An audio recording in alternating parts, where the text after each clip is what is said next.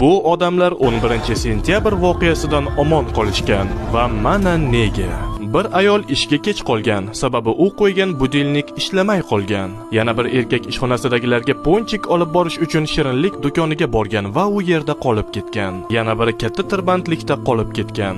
Yana birini kiyimi dog' bo'lgan va kiyimni almashtirish uchun vaqt ketgan. Yana birini mashinasi ishlamay qolgan. Yana bir erkakni yangi olgan tuflisi oyog'ini shilgani uchun plaster olish uchun dorixonaga borgan. Aynan mana shu mayda sabablarga ko'ra ular hozirda hayot.